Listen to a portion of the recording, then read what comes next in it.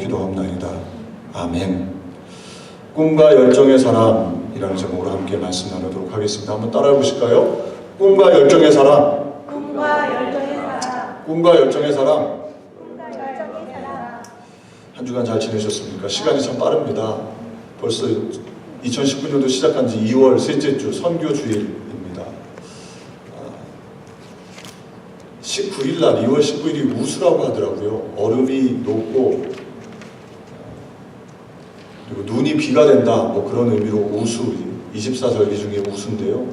이제 절기상으로는 겨울이 지나고 새 봄이 오는구나 라는 것을 깨닫게 됩니다.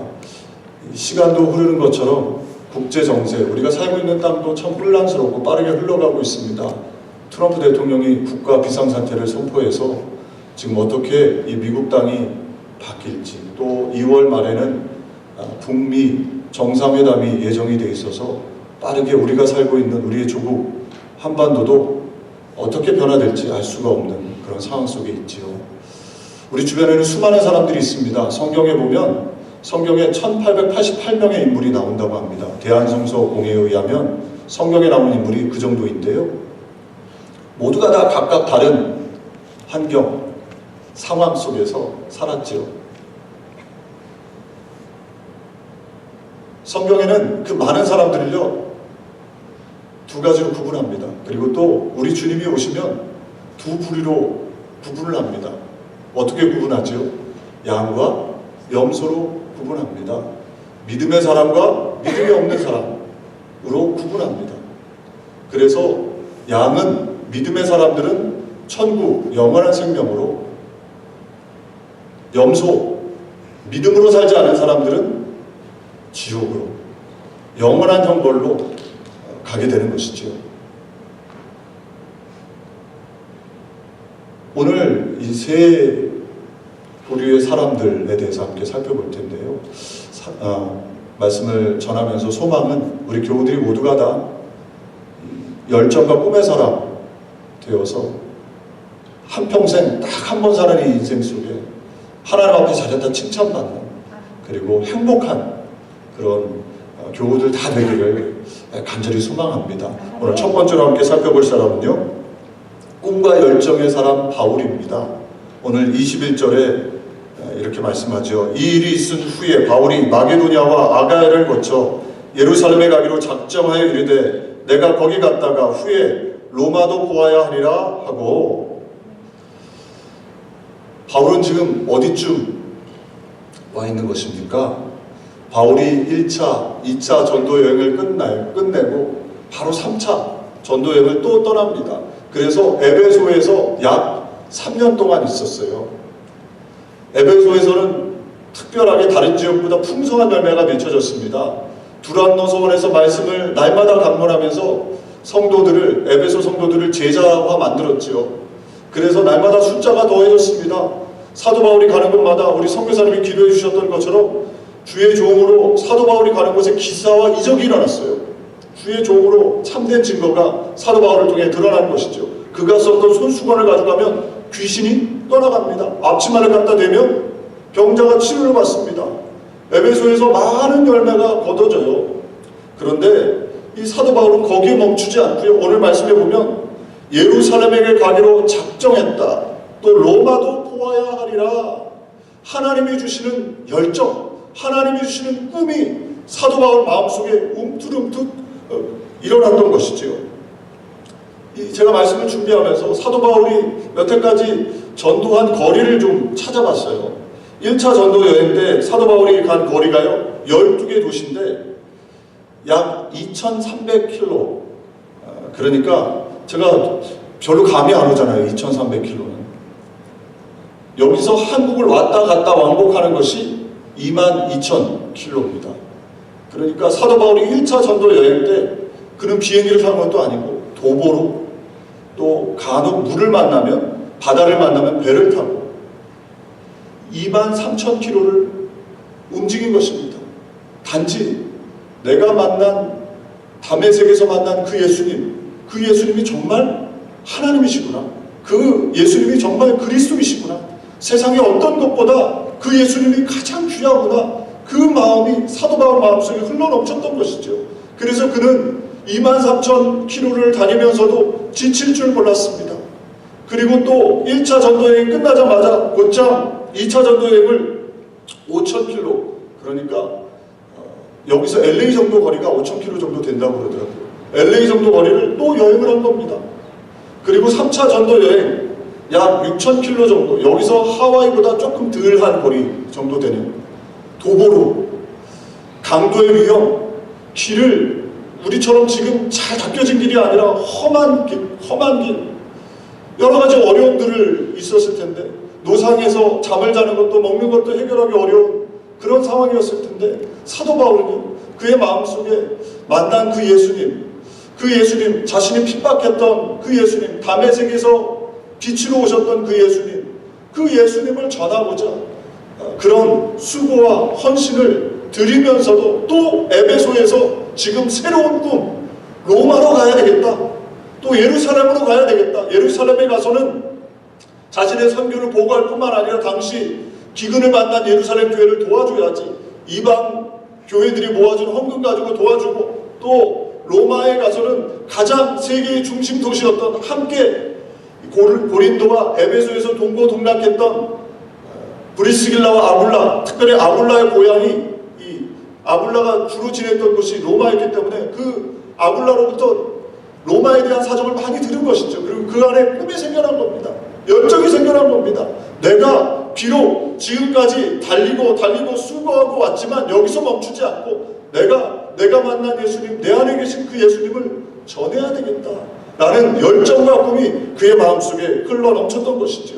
할렐루야. 우리 교우들도 어찌하든 간에 여러분들의 삶에 열정과 꿈이 넘쳐나시는 복된 신앙인들 되시기를 주님의 이름으로 축복을 드립니다.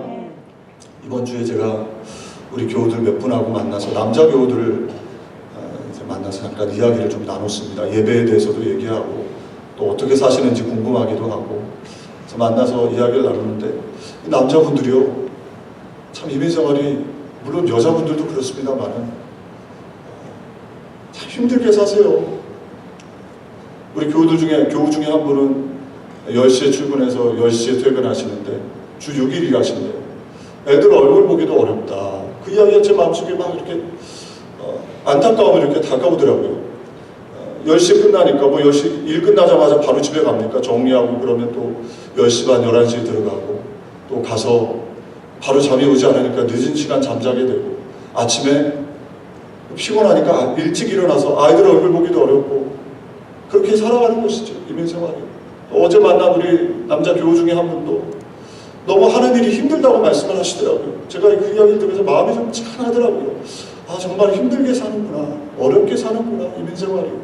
목회도 비슷한 것 같아요. 이민교회 목회는요, 한국에서 했던 목회랑은 전혀 달라요. 제가 와서 하면서 느끼는 건, 할 일이 정말 많다. 정말 여러 가지 일들을 다 해야 되는구나. 어려워요. 힘들어요. 그런데 저와 여러분 잊지 말아야 합니다. 여기서 꿈을 놓치거나 열정을 놓치며 살아가면 저와 여러분의 삶에 하나님이 주신 은혜, 하나님이 주신 축복을 놓치며 살아갈 수밖에 없어요. 어렵고 힘이 들어도 주님 앞에 나와서 주님이 주시는 꿈, 주님이 주시는 열정, 가정을 향한, 일터를 향한, 교회를 향한, 잃어버린 영혼들을 향한 그 열정, 꿈을 회복할 때 저와 여러분의 삶에 하나님이 임재하시고 우리의 삶을 이끌어 주시는 줄로 믿습니다. 사도 바울이 이렇게 고백합니다. 사도행전 20장 24절에 나의 달려갈 길과 주 예수께 받은 사명, 곧 하나님의 은혜 복음 증거하는 일을 마치려 하면은 나의 생명을 조금도 귀한 것으로 여기지 아니하노라. 아멘. 나의 생명을 조금도 귀한 것으로 여기지 아니하노라. 아멘. 이 고백이 저와 여러분의 고백이 되기를 소망합니다. 우리의 가정을 향해 살아갈 때, 우리가 일터에서 살아갈 때, 우리가 교회에서 잃어버린 영혼 사명을 향해 살아갈 때 나의 생명을 조금도 귀한 것으로 여기지 아니하노라.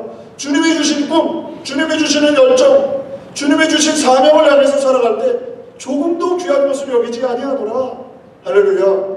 이런 고백이 되는 사람들이 행복한 인생 아닙니까? 어려움이 있어도, 고난이 있어도, 시련이 있어도 나의 생명까지도 조금도 귀하지 아니하다. 이 일을 위하여 나는 달려가겠다.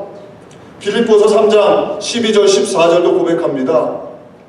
우리 사도 바울의 고백을 함께 말씀을 합독하겠습니다. 내가 이미 얻었다 함도 아니요 온전히 이루었다 함도 아니라 오직 내가 그리스도 예수께 잡힌 바 된 그것을 잡으려고 쫓아가노라.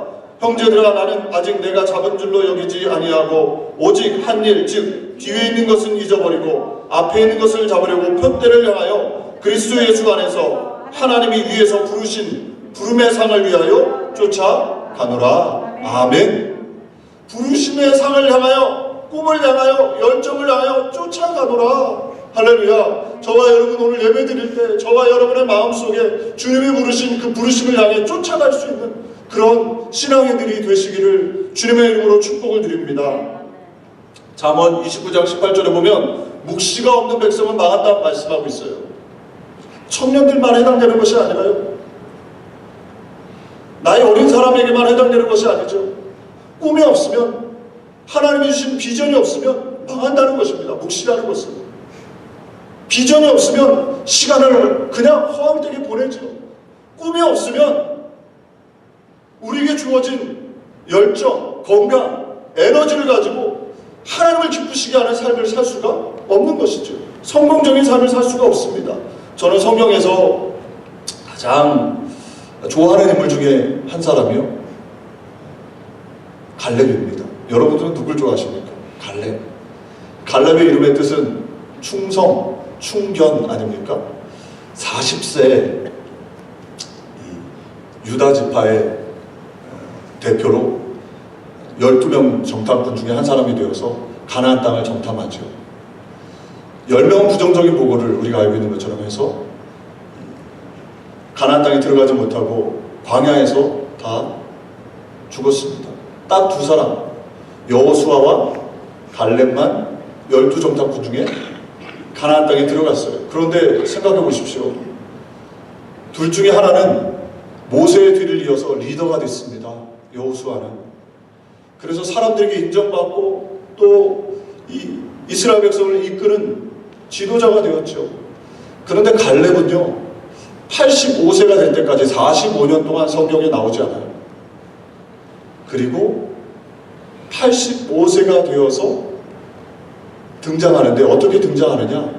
85세임에도 불구하고 40세의 건강을 유지하고 저 산지, 하나님이 약속하신 저 산지를 내게 주십시오.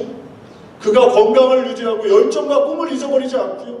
비록 45년 친구는, 동료는 사람들에게 주목받고 인정받고 그리고 앞서가는 것 같지만, 비록 자신은 뒤처진 것 같았지만 갈렙은 자신의 꿈을 향해, 하나님이 부르신 그 부르심을 향해 열정을 잃지 않고 85세가 되어서 할아버지가 되었지만 40세 건강을 유지하고요, 그 꿈을 유지하고 헤브론이라는 산지를 점령하지 않습니까?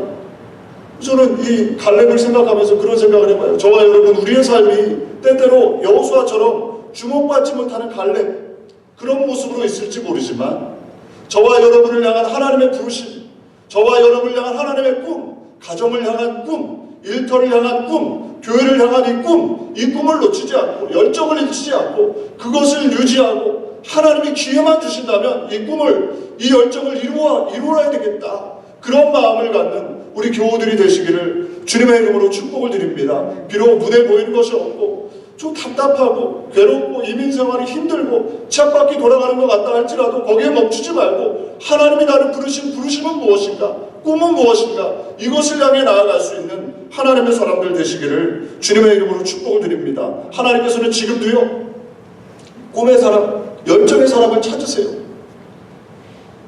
요한계시록 2장 3장에 보면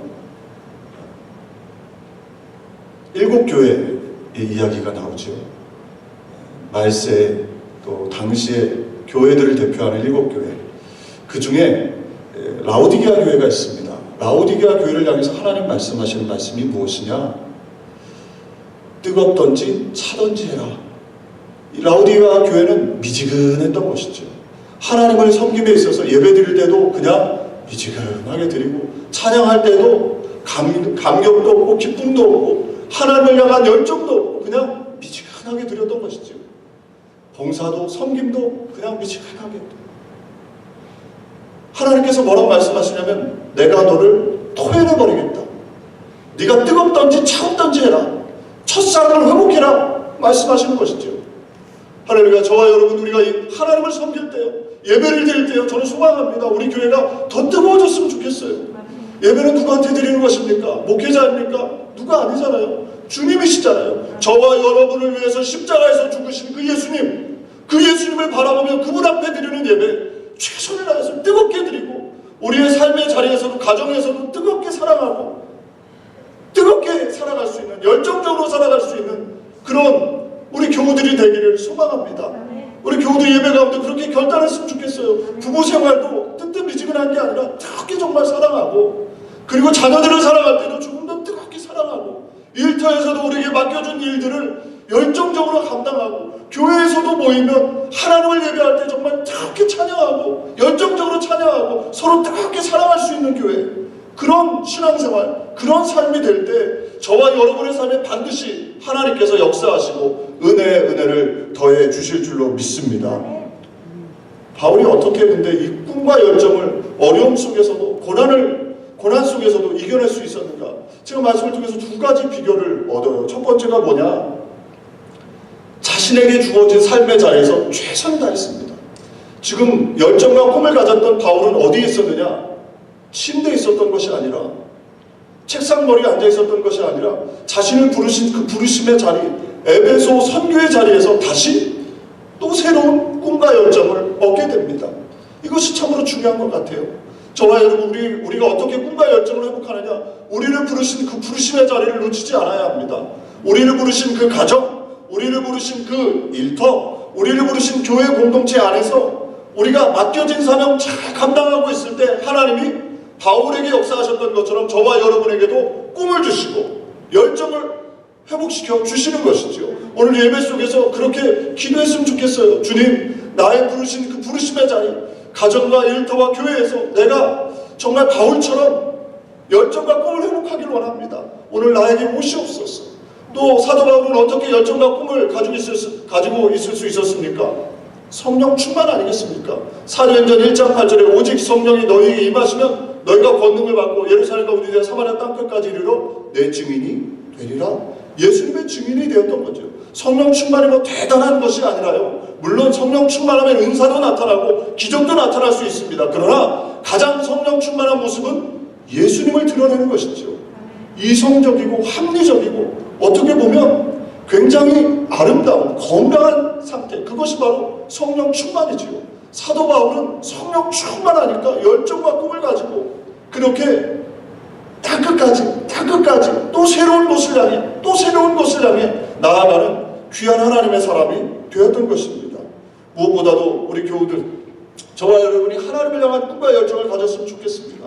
하나님의 소원이 무엇입니까? 디모데전서 2장 4절에 말씀하지요. 하나님은 모든 사람이 구원을 받으며 진리를 아는 데 이르기를 원하시느니라. 아멘. 하나님께서는 무엇을 원하신다고요?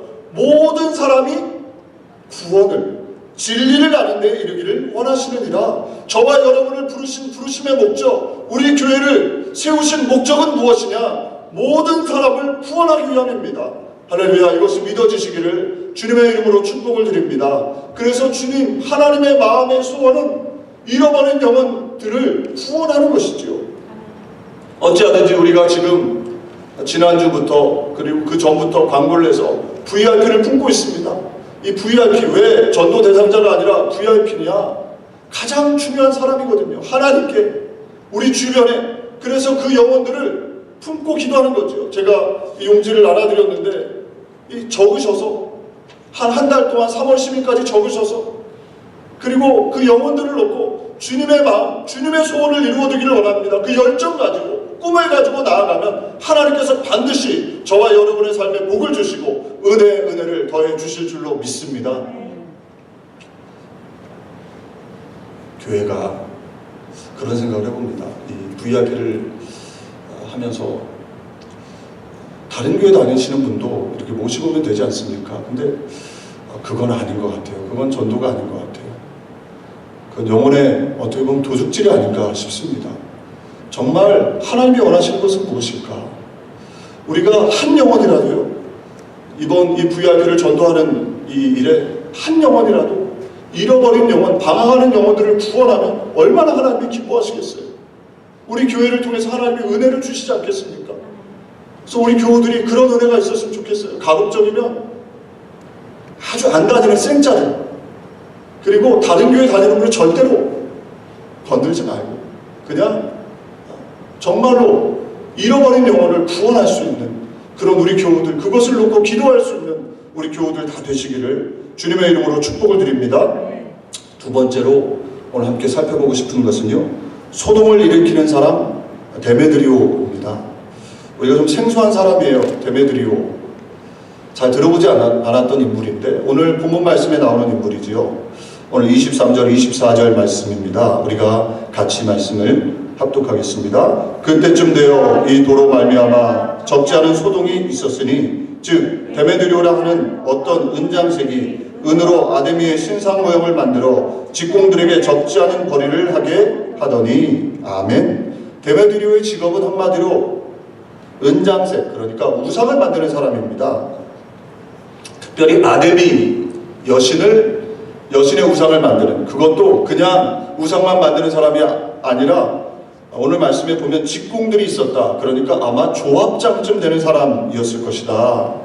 근데 그가 왜 소동을 일으킨 것입니까? 오늘 23절에 적지 않은 소동이 있었는데 그가 일으켰다는 것이죠. 예, 아데미 그 신전하고 또 아데미 여신상입니다.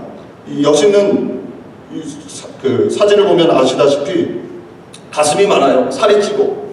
그래서 다산 그리고 번영을 가져다 준다고 그리스 신화에 믿었던 것이죠. 제우스의 딸입니다. 그래서 당시 이 에베소에는 이런 신전과 신상이 가득했던 것이죠. 데메드리오는 이 신상을 만들면서 번영을 누렸습니다. 풍족한 삶을 살았어요. 그런데 어떤 일이 일어난 겁니까? 지금 에베소에 사도 바울이 온 거예요. 사도 바울이 와서 무엇을 전했느냐? 예수 그리스도 외에는 손으로 만든 모든 것들은 다 참신이 아니다. 그건 가짜다. 우상을 섬기는 것은 절대로 하나님이 기뻐하시지 않는다. 3년 동안 내에 계속 전하니까요. 에베소에서 점점 신상들이 사라지고 말씀해 보니까 주술과 미신을 믿는 다른 서적들을 모두 불태웠대요.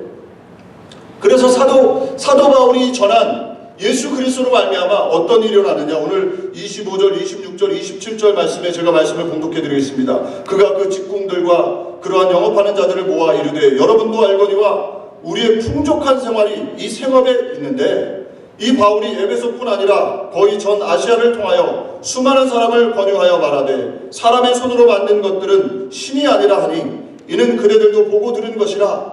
우리의 이 영업이 천하여질 위험이 있을 뿐 아니라 큰 여신 아데미의 신전도 무시당하게 되고 온 아시아와 천하가 위하는 그의 위엄도 떨어질까 하더라. 아멘. 다시 말해서 사도 바울이 전한 예수 그리스도 이 복음 때문에 더 이상 우리가 경제적으로 피해를 받았을 뿐만 아니라 아데미 신전도 무시를 당하고 온 천하의 그 위엄도 떨어졌다. 이렇게 이야기하고 있는 것이죠. 그러니까 정리하자면 데메드리오가 소동을 일으킨 이유는 첫 번째, 경제적인 손실 때문입니다. 두 번째, 사람들에게 표면적으로 말했던 것은 본질적으로는 경제적인 피해이고, 두 번째는 아데미 신전이 무시당하고 위엄이 떨어져서 자신들이 하는 것이 미천하게 되었다. 너희들이 하는 모든 것들이, 우리들이 하는 모든 것들이 미천하게 되었다.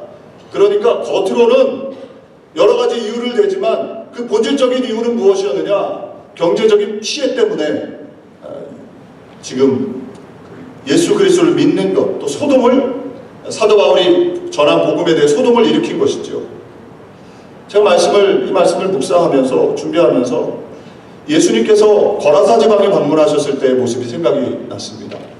예수님께서 거라사 지방에 방문을 하셨을 때 군대 귀신 들린 사람이 무덤에서 홀로 쇠사슬에 묶여서 괴성을 지르며 있었죠. 그때 예수님께서 그 군대 귀신 들린 자의 귀신을 내어 쫓으셨습니다.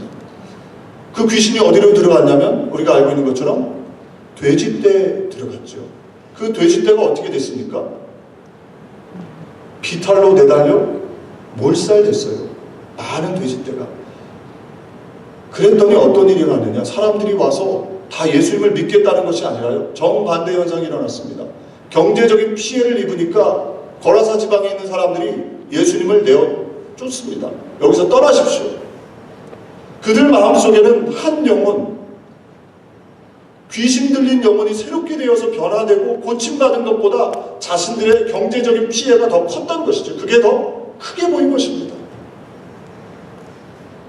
지금 데메드리오가 소동을 일으킨 것도 마찬가지죠. 참된 복음, 하나님의 복음이 전파되었는데, 그래서 영혼이 살아나고 참 하나님을 믿는데 그건 관심이 없고, 지금 그 예수 그리스도 때문에 경제적인 피해를 받았다, 그것 때문에 지금 사람들을 소동시켜서 일으킨 것입니다.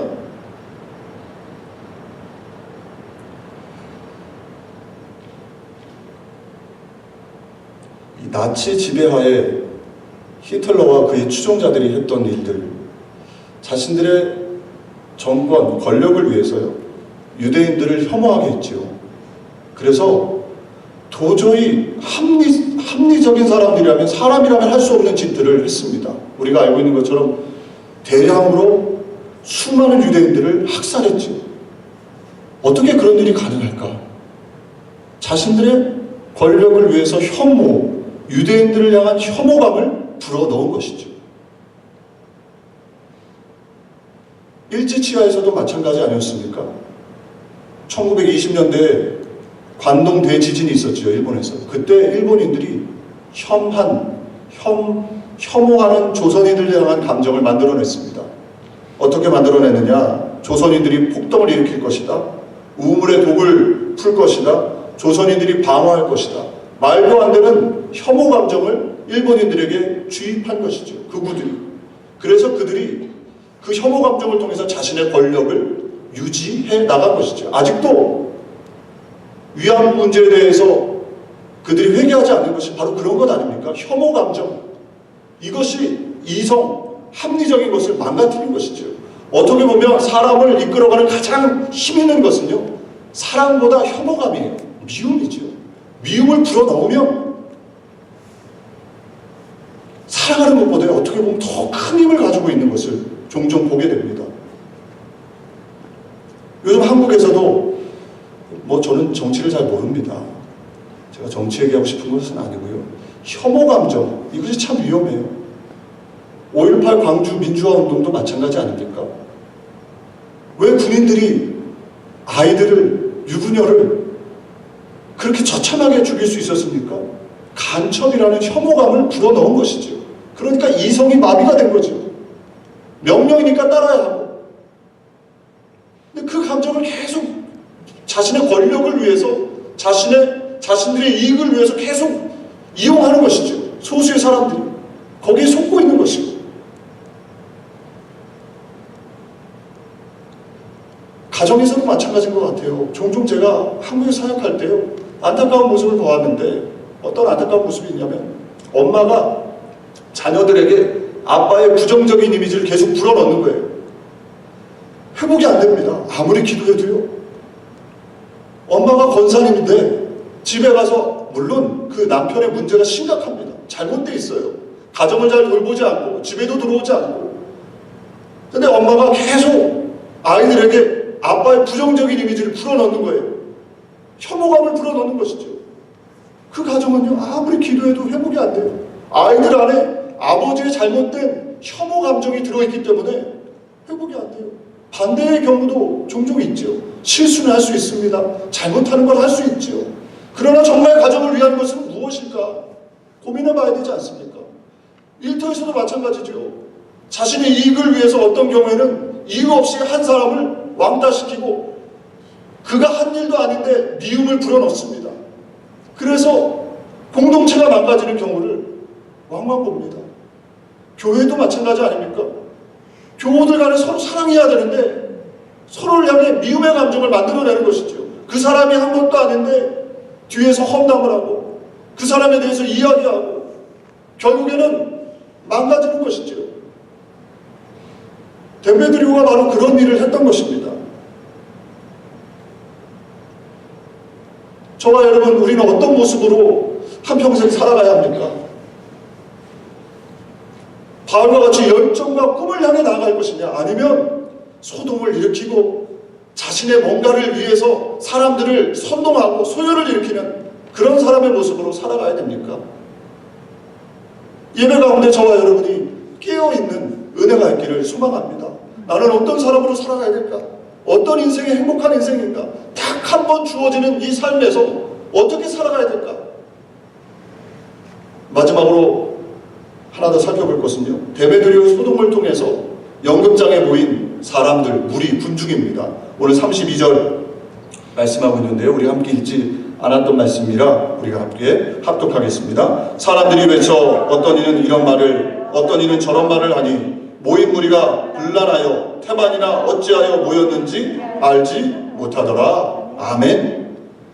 무리가 모였는데요, 그 안에서는 이런 말도 하고 저런 말도 하고 왜 모였는지를 모르는 거예요. 얼마나 안타까운 모습입니까? 데메드리오가 사람들이 막 불러 선동을 하니까 사람들이 막 모였는데 왜 모였는지 모르는 거예요. 이 사람은 이런 얘기하고 저 사람은 저런 얘기하고. 무리의 모습이죠. 군중의 모습입니다. 군중 심리에 몰려서 훅 쏠리는 것이죠.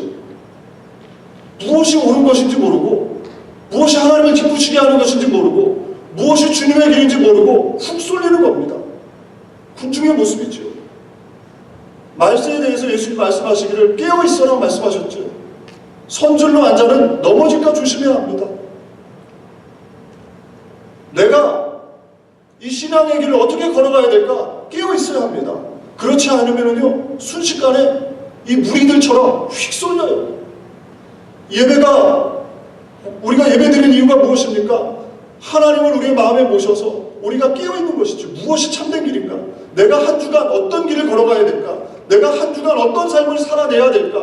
가정에서, 일터에서, 또 지나온 한 주간 어떤 삶을 살았는가? 되돌아보며 하나님 앞에 드리는 것이죠.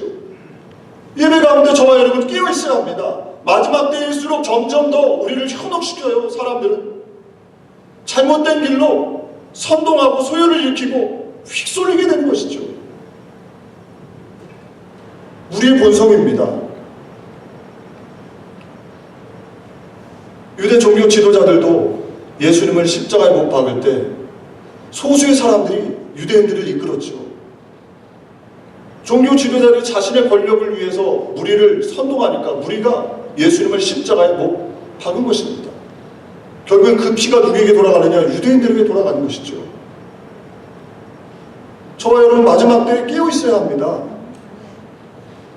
무엇이 예수님을 쫓는 것입니다. 그냥 예수만 입으로 외칠 것이 아니라 예수님의 마음, 섬기라 말씀하셨던 그 예수님의 말씀, 또 섬기며 헌신하며 순종의 길을 걸으셨던 그 예수님, 성공이 아니라 순종이 목표가 될 때 저와 여러분의 삶에 하나님의 역사가 일어나는 것이죠.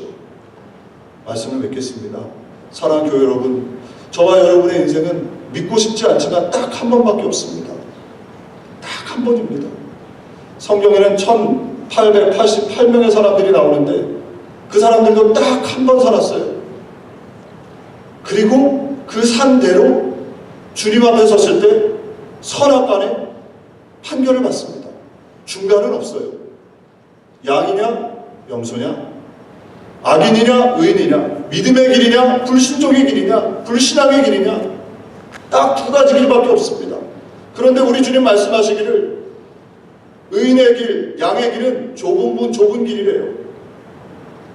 저와 여러분이 어찌하든지 깨어서 사도 바울과 같이 꿈과 열정, 하나님을 향한 꿈과 열정 가지고 어려움이 있고 고난이 있고 시련이 있어도 그걸 이겨내고 데메드리오처럼 소동하고 분란하고 자신의 이익을 위하여 뭔가 이용하려고 하는 그런 안타까운 인생이 아니라 군중들처럼 휩쓸리는 인생이 아니라 깨어서 주님이 기뻐하시는 참된 신앙생활 하시는 우리 교우들 다 되시기를 주님의 이름으로 축복을 드립니다. 기도하겠습니다. 좋으신 하나님, 우리 교우들 모두가 다 또 부족한 종이 꿈과 열정의 사람이 되기를 간절히 소망합니다. 우리 안에 성령을 부어주시고 우리에게 맡겨주신 이 자리를 또 우리에게 맡겨주신 가정과 일터와 교회에서 최선을 다하여 나아가 성령의 충만한 역사 속에 그렇게 우리 한평생 주님 앞에 귀하게 존귀하게 쓰임받는 복된 역사가 있게 해 주옵소서. 주님, 주변에 혹여나 데메드리오처럼 선동하고 소유하는 사람들이 있을 때 깨어있게 해주시고 무리들처럼 휩쓸리는 것이 아니라 무엇이 참된 길인지를 알고 그 길로 묵묵히 한 걸음 한 걸음 순종의 길로 걸어나가는 하나님의 사람들 될 수 있도록 주께서 역사해 주옵소서. 예수님의 이름으로 기도 올려옵나이다. 아멘. 마지막 우리 찬양